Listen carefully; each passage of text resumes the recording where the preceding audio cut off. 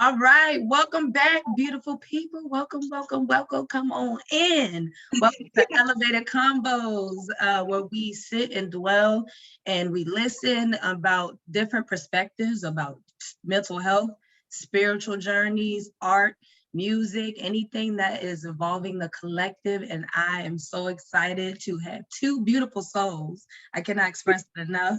Faith and Hope, which we embody the same name. So, I mean, come on. Yeah, right. This is going to be a beautiful conversation about art and mental health, about joy, cultivating a safe space for emotions, but from you guys' perspective. So thank you so much for joining us. Let's give them a round of applause. And before we begin, I like to give a little background information. I randomly fell upon these two beautiful souls. Once I moved to Charlotte, I was asked to be a part of a Mindful Vibe pop-up event where we would network with other businesses, Black-owned businesses, just to cultivate safe spaces, to share knowledge, to share resources, all of that. And something about you guys' page, yes, it was the art, but it was also the joy, the genuine intentions that you guys had. I didn't get that from a lot of other vendors. No shade, it just is what it is. So you guys spoke to me. So that is how we met. I messaged them and I was like, God, I hope that they respond back and willing to participate. And they did. And ever since then, I have nothing but love for them. So I cannot wait for y'all to share. How y'all feeling today? How y'all feeling? Good. Yes, we are here in studio together setting up for tomorrow, which is part of our favorite part. Open studio. Yeah, open studio happens on the first and second Saturday. So we're always excited we use our space throughout the month, but we're excited about sharing it with others this time. Yes, I love it. So I'm glad y'all started with that. Yeah. Tell us a little bit more about yourself, sisters, individuals, and why Moazen, I'm pronouncing it right, Moazen Jewelry, right? Close, Moazen. Thank you. Yeah, you got it. I've been saying it wrong this whole time. Moazen, okay. Yeah. Moazen Jewelry is so important to your purpose. Yes. You want to start it? You want me to start? Yeah. I mean, we kind of go. We go back and forth. So yeah, do your thing. I'm with it. So I want to say why Moazen Jewelry is essential to our purpose. I think that the idea of us assembling jewelry kind of represents all of the pieces of not only our lives, but like the individuals who will eventually end up wearing our craft. And understanding that all of these little elements go into making us who we are. And so I think that both jewelry making is therapeutic for us, but it's very much a representation of our lives, of life itself. And we are excited about being able to have a creative outlet that we can pour our own intention into, right? And then pass that off. Like I think, and if we can share our space with you, if we can share a good word with you, and likewise receive that energy from you, then we are always excited about being able to do that. And our brand has allowed us to do that. That's amazing. Yeah, we're excited. So how long have you had your business? Since we were, oh my gosh, officially since we were 22. So that's because we started in the markets. Yeah. I want to say officially, we got our first location in 2009. Wow. Yeah. We got our first location in 2009, and it wasn't much bigger than the location that we're in right now. So it's been a long kind of journey for us, and things have changed and kind of moved around as far as how we open. We used to be open 7 days a week as a full retail space. Now we are primarily working in our space and sharing our space for like art education with Faith. And then we open as a retail space 2 days out of the month. Yes. So that's a little different than the way we used to do things. Right. So Moazen has changed, but yeah. And before, I wasn't even painting. Like I wasn't creating art and sharing it. I mean, I've always done art like throughout my life, but actually like really kind of diving in and Yeah. As a fine artist. Yeah, as a fine artist. Fine artist, big impact. Yeah. So, and maybe it was more of a little hobby before, but yeah, so the art piece didn't even exist when we first started back then. So this is something new. So I'm enjoying it. Yeah, it's pretty cool to discover new art, new creative outlets, new things that you enjoy doing. And I think that that's what allows us to kind of remain happy in what it is that we're doing, because we're not stuck. Yeah. Yeah. Well, since you said that, I'm so glad. What I love about y'all is, you know how people have hobbies, right? Or they have these things they're good at. And then it's a lot of times, I can't say all the time, a lot of times it's for self-gain. It's about money. It's about securing this. It's about just all good aspects. We need that, right? But what you said it, that you like to share. Yes, it's therapeutic for you, but you like to share that space and that intention to essentially help other people. That is beautiful to me. It's rare. It's very rare, because you're thinking of other people. Faith, with your art, both of y'all together with jewelry, I'm flabbergasted. I love it. And so that being said, let me see how to combine this. As it pertains to your own personal spiritual walk, I'm sure you guys have your own, a lot of similarities, but differences as well. How did you begin your spiritual walk? Did the business come first? Or did your spiritual walk and intentions with that come first and then the business came second? Does that make sense? I can start. Yeah, I think I'm interested. Okay, you start and then I'll just. Yeah, so I think for me, it was definitely the spiritual. So the business came first. Okay. But the spiritual walk, because we had the business early, we were in our early 20s. Right. The spiritual walk came after, but the business is just a reflection of whatever it is we're doing. Yeah. And so I think the people who have known us and supported us from the time we first started to now, they can see the transformation. They can see our growth. Because our brand has kind of transformed. A lot of the foundation is still the same, but they can tell that the purpose is more refined. And I think that we're happy about that. I think our brand is pretty transparent. It came with growth. Yeah, it came with growth. It's learning and experience. I think it just kind of made us better. Yeah. And then the beginning of my spiritual walk, that happened when I was talking to Faith about it the other day, and I was just like, I personally, and she would probably say the same thing, we grew out of our old selves. I think we came to a point where we just wanted change. We wanted something different and to have a better sense of freedom. Yeah, exactly. And so our spiritual walk came with that quest for freedom. Yeah. Essentially. So then your goals change. Yeah. And then you're more intentional about achieving these goals. Yep. And I think it's just that eureka moment. It's like, okay, I'm doing it this way. I'm not completely happy. So let me figure out what I need to do to get to that, to a place where I can be happier more often than I presently am. Yeah. And that can even mean that you're 97% happy and you're trying to get to 100, right? Yeah. It doesn't make a difference, but it's just, to me, that's the beginning of a spiritual walk. It's when you are looking at your life and you're saying, I might take this direction, or it's just, and I think it comes naturally with age and experience. Yeah. Yes, ma'am. Come on. I love it. I love it. So when it comes to owning a business and when it comes to spiritual walks, right?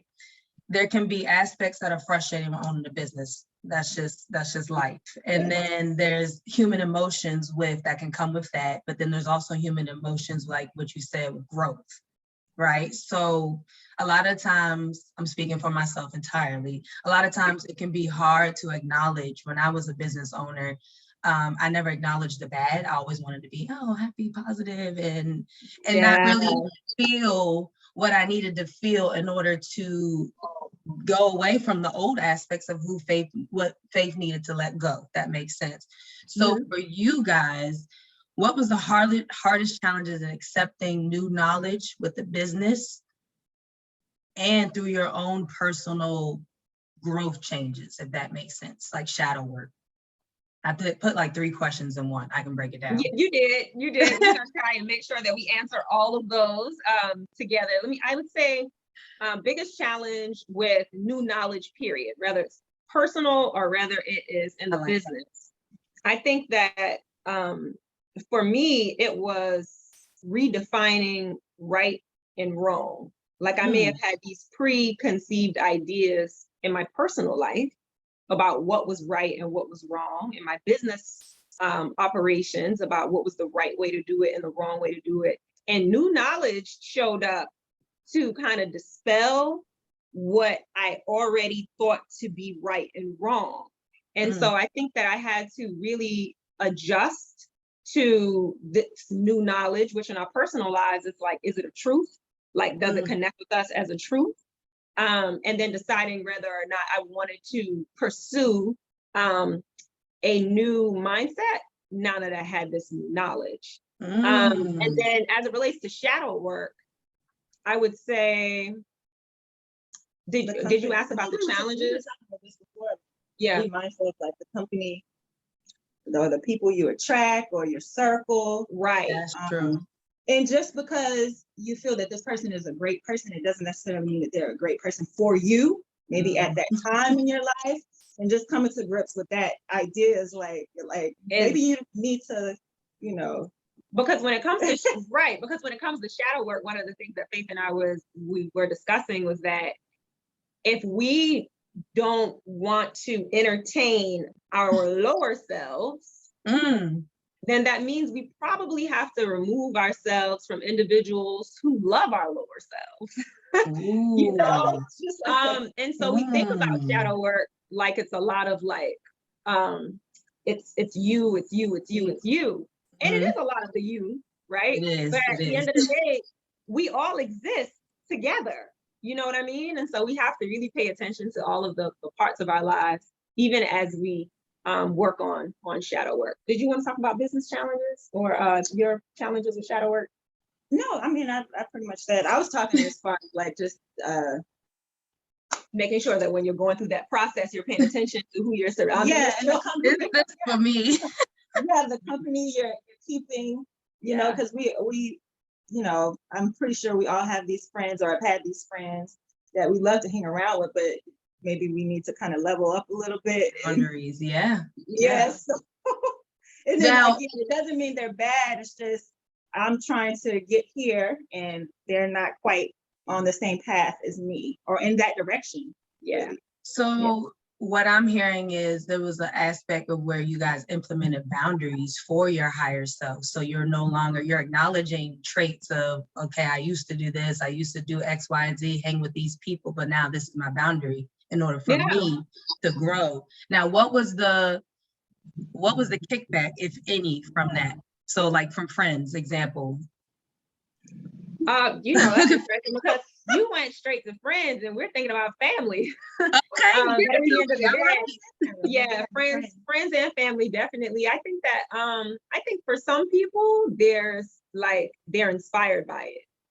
They're like, I'm so glad that you recognize this this lower vibrational portion of yourself or the lower, portion of yourself, and that you no longer choose to entertain it. So it was almost like, man, I'm inspired by that.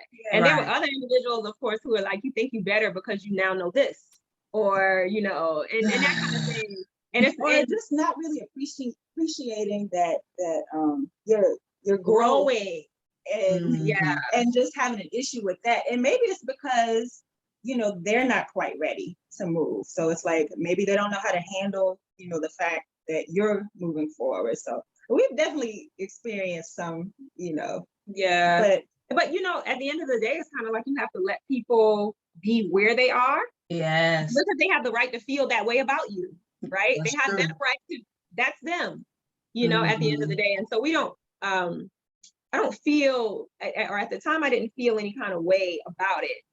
It was uncomfortable, but in order to change, there's just a level of discomfort that normally comes with it, right? Otherwise, we continue to do exactly what we were doing before because that's comfortable for us. So. And even with the discomfort, and I feel like we still remained who we are, and like was like, oh, okay, like you can come this way too. Like it wasn't no hard feelings. No. You know, we always encourage, you know, it doesn't just have to be us moving forward, but Right. Yeah. oh, anyway. You know, But I'm so glad that y'all pinpointed on the discomfort, because it's in the current stage where I'm going through right now, not to go in full details, but it's like, what do I do with this uncomfortability? And what I'm hearing you guys talk about is essentially, correct me if I'm wrong, you invite people in that space. You don't take it personally. For one, you don't take it personally. You acknowledge, hey, that's just them right now, but you can come hang with us if you want to, whether they Yes. accept that. They might not come hang with me, but you know what? I'm still gonna do what we need to do. We're gonna flow, we're gonna spin around in circles at the park, whatever. Like, I love that. So thank y'all for being true and honest and sharing that wisdom, because I needed to hear that. And I'm sure Oh, good. that as well. welcome. Oh, good. So as it pertains to mental health, you know, Black people as a whole, there's a lot of stigmas. Let's just put it to you that way. We can't even go into a long list of stigmas of mental health. But as you guys talk about intentions, not taking things personally, growth and business and your own personal lives, why is gaining, in your personal opinion, why is gaining knowledge? Wait, let me rephrase that. Why is gaining knowledge in regards to mental health important to you guys specifically? Being Black women or just being faith and hope, doesn't matter. However you want to answer it. I would say that it's important for us to acquire the knowledge and to be conscious of the knowledge, because So you can move accordingly through life. right, definitely that.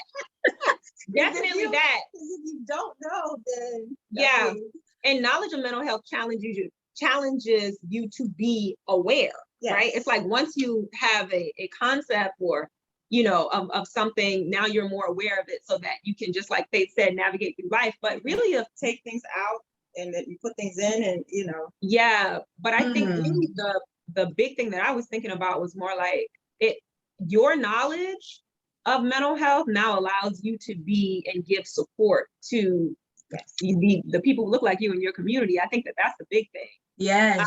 Oh You my know, God, for me, yes.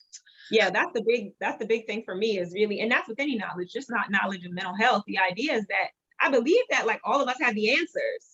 Yes. Right? You just said, thank you, Faith and Hope. I needed to hear that, right? Yes. Well, we have plenty of instances where we tell people the same thing, like, oh my gosh, it was meant for you to be right here in this moment to tell us that you had the answer. Yeah, I feel like we learn so much from our One customers. another, When yeah. they come in, and Hope and I will talk about it, like when they leave and later that night over like dinner, like, did you hear so-and-so say this? Like, I Yep. never thought about that. Like, we're just helping each other. Yeah, that's it. It's the power of human connection, which is Yeah. one of the reasons that we have to be like mindful of alternative means of human connection, because Mhm. nothing beats the energy of truly being like, you know, Yes.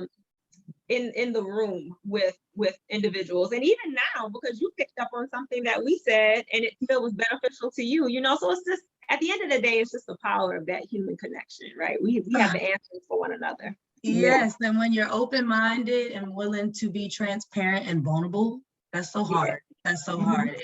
But it's so beautiful when you do it. You never realize the freedom of just the escape of not Yep. manifesting those emotions into your physical body.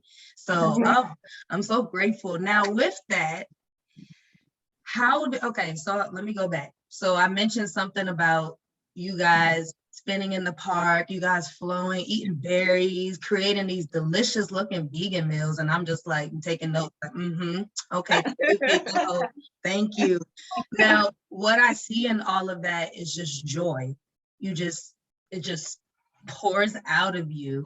And a lot of people, from what I've been, a lot of friends and family tell you, cultivating joy can be challenging to maintain it. Well, let me rephrase that. Maintaining your joy can be a hardship because, life be lifing, right?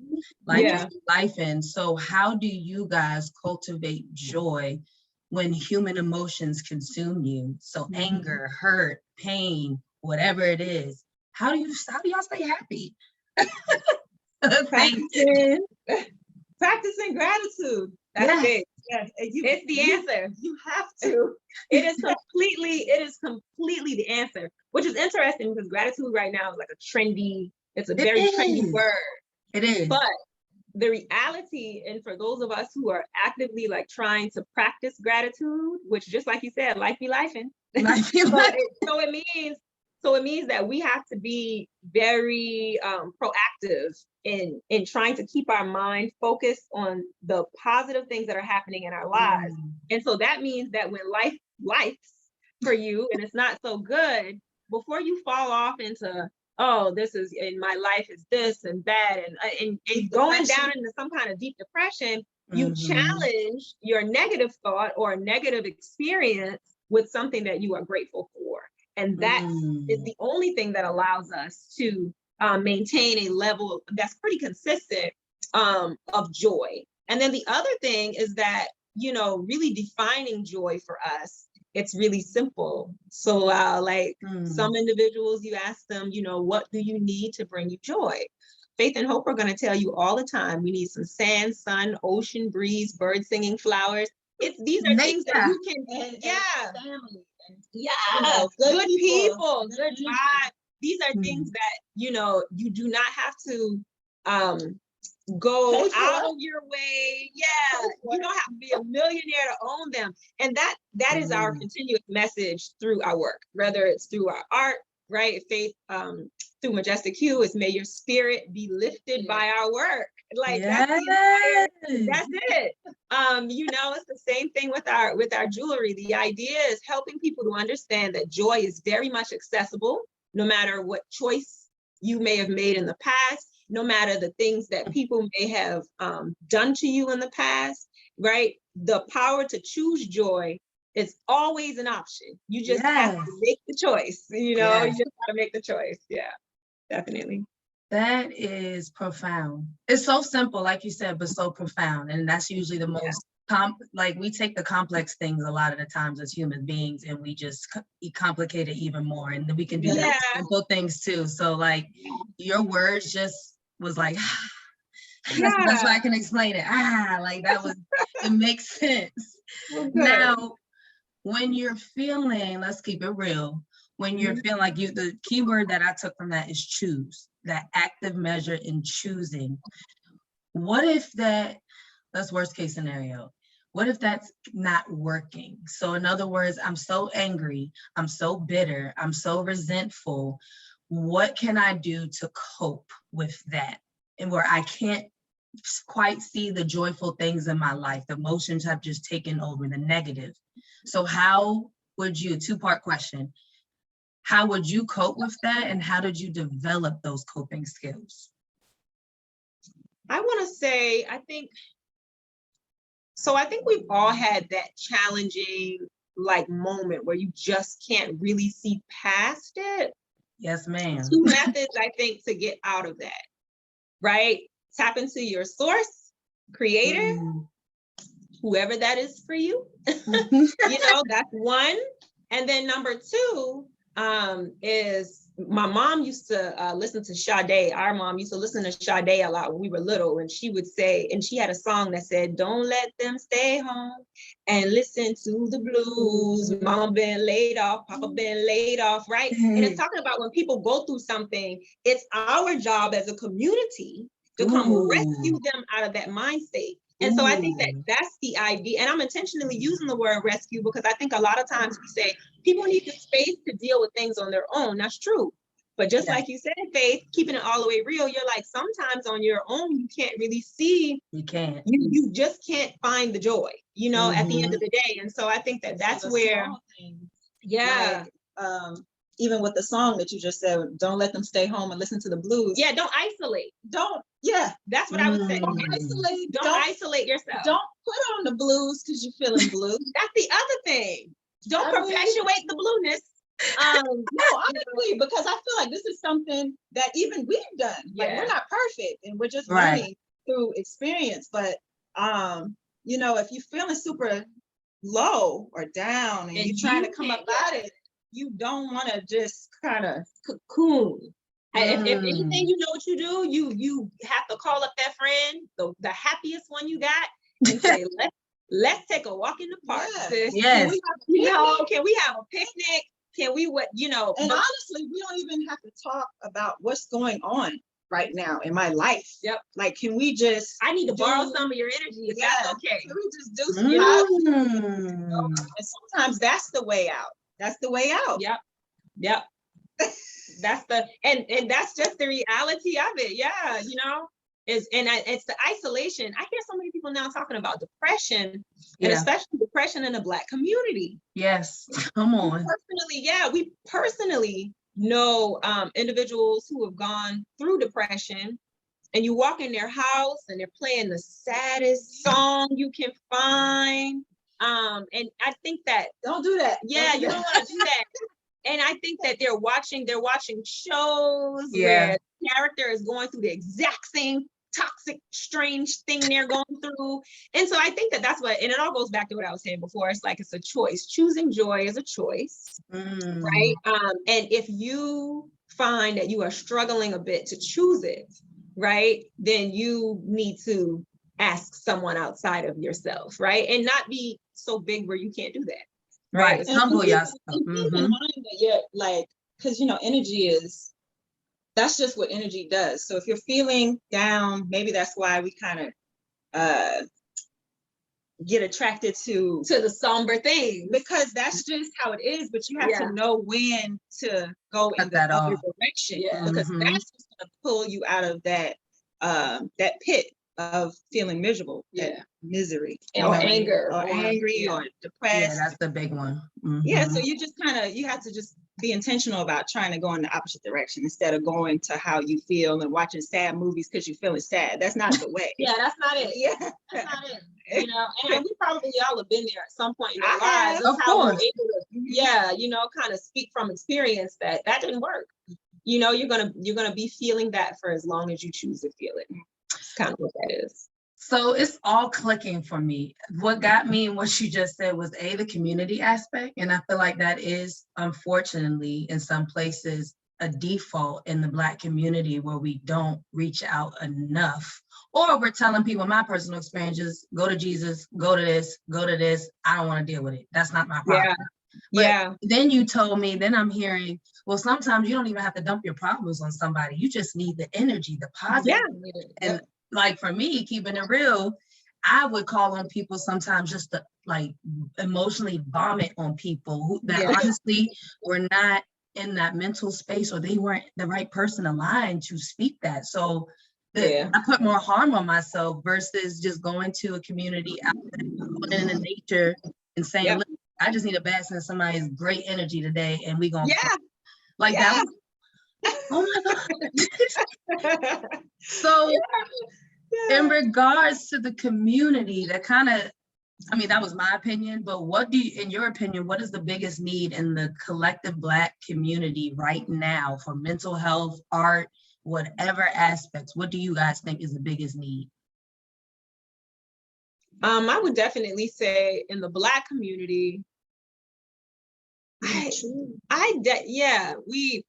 so in our house, coming up when we were children, there were two things that our father used to assess everything that happened in our lives, and we still use it now to assess the things that happen in our lives, right? Or what we want in our lives. And is the basis of it, and what he would say is the basis of it in love, is the basis of it in truth, right?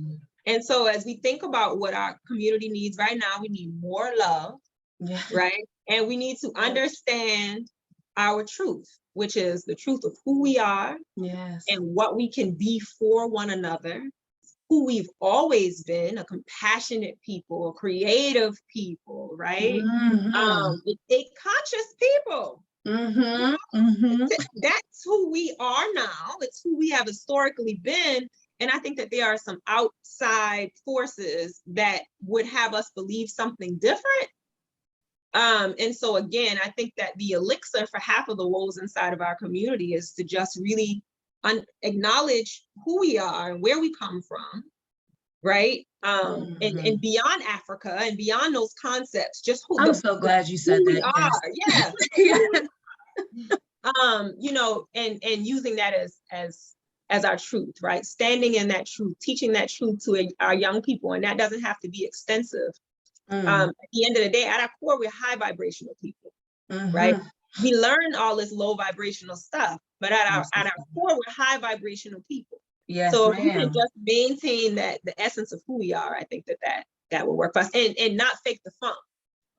You know, I think that's the big thing. Fake you know, staying true to ourselves means not faking the funk. Because that's a disease. Yeah, right? Untruth is a disease. It causes other people, it's infectious. It causes other people to behave the same way.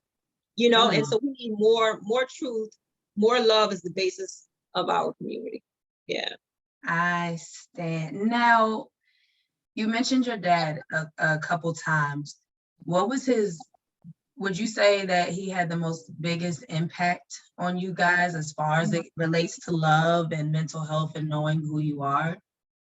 Yeah, definitely. I would say in the order of in the natural order, right? Our father influenced us, our mother influenced us, and we have an older brother that influenced us just the same. He's 10 years older than us, so I almost treat him like another parent.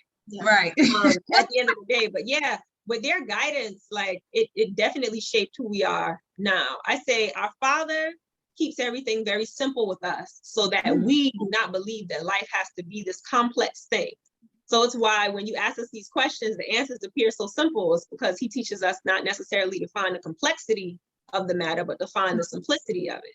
And then our mother is the person who reminds us to stand firm in who we have decided to be, the path that we've decided to take, and who we are in our community.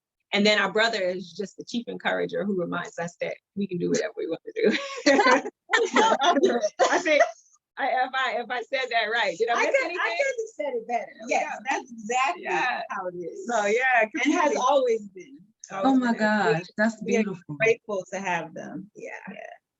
So they have supported you in all that you have done and all your endeavors, no kickbacks or anything like business, mental. I can remember. Never kickback. Our mom, I have lots of, we have friends that growing up, they'll be like, oh, my mom, you know, she never wanted me to do this, never believed in me or this.